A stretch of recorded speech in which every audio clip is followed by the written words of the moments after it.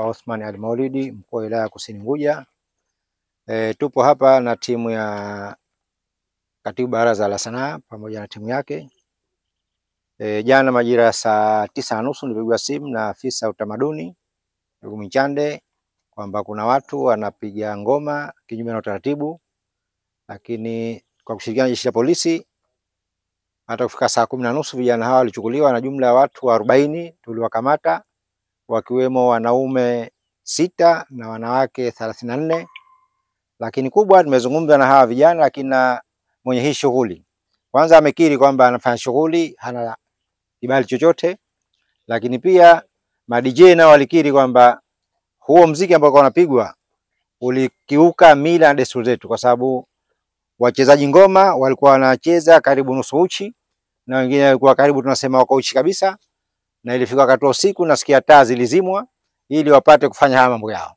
Kwa hiyo tumewaonya na tunawasa na watu wengine wote waache tabia hii ya kufanya vitendo kama hivi. Lakini pia tumefika katika eneo hili baada ya kutoka kituo cha polisi kule na kumaliza na wahusika kuja kumfuata mmiliki wa hili eneo, na kwa bahati tujampata, lakini maagizo yangu, maagiza sheha mmiliki aje ofisini pamoja na mama mwenye shughuli kwa maelezo zaidi. Niwaombe sana wananchi wote wa wilaya Kusini na nje ya wilaya Kusini wajue tu kwamba Kusini njema atakayeaje, lakini vigezo na masharti vifuatwe. Baada kusema hayo, naomba tuwe mashirikiano ili kudumisha amani na utulivu katika maeneo yetu. Asante. Hatua ya kwanza unajua Molt ni kutoa elimu. Wale vijana pale wa kike takribani 33 tumewapa taaluma na wakili wamekiri walichokifanya sicho, kwa sababu unapokuja katika maeneo haya hata kama una birthday, lakini namna ya kucheza, namna ya kivazi haimaanishi kama ndani ya nyumba ambayo imetua fence maana yake ucheze ukiwa uko kama mnyama. Kwa hiyo tumewaonya na vijana wadogo, lakini pia nao wametoa salamu kwa wengine. Kwa hiyo hii ni taaluma itatosha kupeleka message kwa watu. Lakini pia ma DJ nao tumewakumbusha wajibu wao.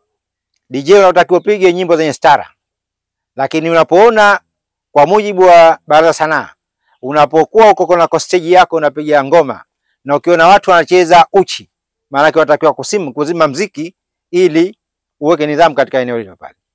Kwa hiyo nao ma DJ tumewashikilia na wao tutakuwa nao, lakini mama ambaye mwenye kulisababisha hili ambaye ni birthday yake na tumemshikilia kwa muda kwa kupata mashirikiano tuone hatua vipi.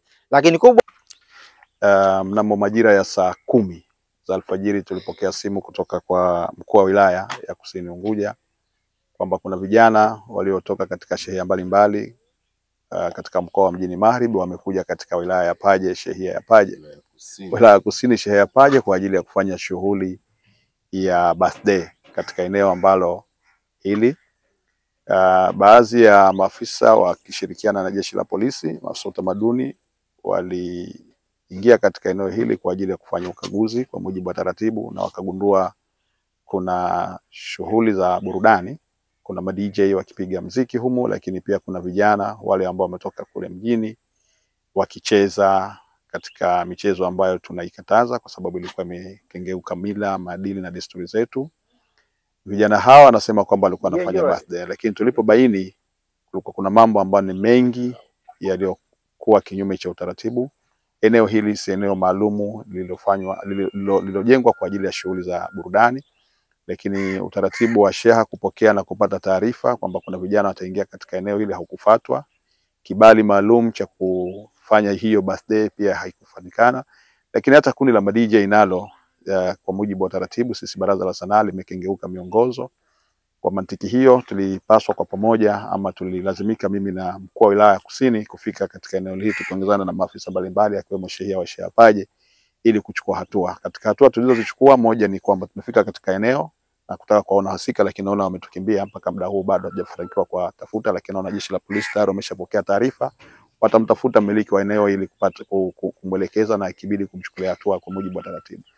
Lakini vijana wale tayari mkuu wa wilaya ameshawatolea maelekezo na taratibu nyingine zinaendelea katika kituo cha polisi Paje. Lakini kundi la ma DJ tumedhibiti vifaa vyao na sasa tunakwenda kuvizuia katika siku ambazo tunasema hatuwezi kujua lini tutaviachia, lakini misingi na kanuni tutazingatia.